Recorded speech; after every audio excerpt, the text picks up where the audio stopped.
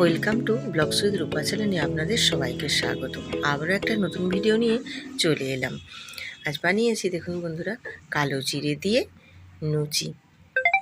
খুব একটা দুর্দান্ত স্বাদের, কিন্তু খেতেও ভারী মজা লাগে। বাঁধাকপি আর নিয়েছি নলেন গুড়ের রসগোল্লা। খেতে কিন্তু খুবই দুর্দান্ত। কিভাবে বানালাম সেটাই আজ তোমাদের সাথে শেয়ার করব। চলুন বন্ধুরা, কি করে বানিয়েছি সেটাই আজ তোমাদেরকে দেখিয়ে দিই।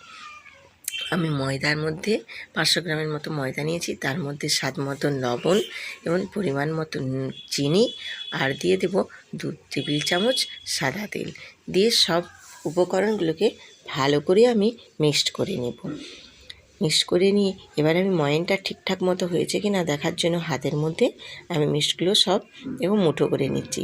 দেখুন বন্ধুরা, হাতের মধ্যে যদি মুঠো হয়ে যায় তাহলেই জানবেন খুব সুন্দর ময়ানটা দেওয়া আছে। এবার আমি উষ্ণ গরম জল করে আমি ওই ময়দার মধ্যে অল্প অল্প করে দিয়ে একটা ডো তৈরি করব। উষ্ণ গরম জল, খুব গরম জল হবে না, যেন হাতের মধ্যে সহ্য করা যায়। এই রকম মতো করে গরম জলটা নিয়ে আমি অল্প অল্প করে মাখিয়ে একটা ডো তৈরি করেছি। ডোটা দেখুন বন্ধুরা, দিয়ে এবার ডোটাতে একটু সাদা তেল দিয়ে আমি ভালো করে লাগিয়ে নিয়ে এবার একটা ঢাকনা দিয়ে কিছুক্ষণের জন্য ঢাকা দিয়ে রেখে দেবো। ঢাকনা দিয়ে রেখে দিলে কিন্তু খুব সুন্দর নরম ও সফট হয়। দেখুন কিছুক্ষণ পরে ঢাকা খুলে আমি সব লুচির মতো সাইজের সব নেচি কেটে নিয়েছি। নেচিগুলো দেখেছেন, সব একটা একটা করে এরকম ছোটো ছোটো নেচি কেটে সেই নেচিগুলোকে আবার গোল গোল করে পাকিয়ে নিয়েছি, যাতে আমার বেলতে সুবিধা হয়। তার জন্য দেখছেন বন্ধুরা আমি কিভাবে লুচির মতো করেছি। ডোগুলোকে আমি সব এইভাবে গোল গোল করে পাকিয়ে নিয়েছি হাতের সাহায্যে। এবারে আমি কি করব, ওই লুচিগুলোকে একটা একটা করে বেলে নেব। এই যে কালো জিরে ছড়িয়ে ছড়িয়ে বেলছি, তোমরা এরকম করবে না। তোমরা করবে কি, একবারে ময়দার মধ্যেই কালো জিরে ছড়িয়ে দেবে, দিয়ে মাখিয়ে নেবে, দেখবে ওটা আরও ভালো হয়। আমার মেয়েরা খেতে চায় না বলে আমাকে বাধ্য এইভাবে করতে হচ্ছে, ডবল খাটনি আর কি। নাহলে কিন্তু ময়দার মধ্যেই একবারে দিয়ে মেখে নিলে না, ওটা আরও সুন্দর হয়, আর আলাদা করে করতে হয় না, একবারেই বেলা হয়ে যায়।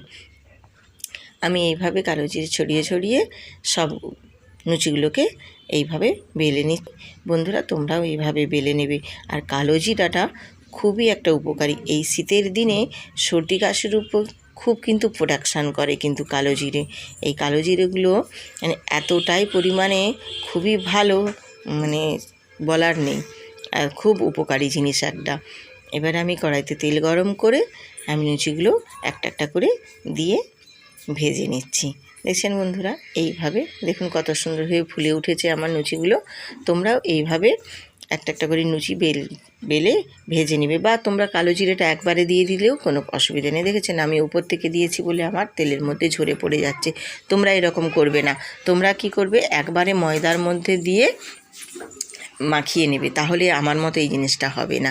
আমার মেয়েগুলো খেতে চায় না বলেই তাই আমাকে বাধ্য এইভাবে করতে হয়েছে। দিয়ে এইভাবে দেখুন তোমরা সব এইভাবে একটা একটা করে লুচি এরকমভাবে ভেজে নেবে খুব সুন্দরভাবে। আর এই কালো জিরে দিয়ে লুচি ভাজা খুব কিন্তু দুর্দান্ত স্বাদের হয়, খেতে কিন্তু হেভি লাগে। বাড়িতে বানিয়ে দেখো বন্ধুরা, খেতে খুবই সুন্দর হয়। আমি এইভাবে সব লুচিগুলো একটা একটা করে ভেজে নিয়েছি। এবার আমি সার্ভ করে দিচ্ছি। দেখছেন বন্ধুরা কত সুন্দর হয়েছে, দেখতে কি দারুণ লাগছে। আমি এই লুচির সাথে বাঁধাকপি করেছিলাম, বাঁধাকপি আর দিয়ে দিচ্ছি নলেন গুড়ের রসগোল্লা। এই শীতের দিনে নলেন গুড়ের রসগোল্লা মানে একবারে জমে যাওয়া, নাকি বলুন বন্ধুরা?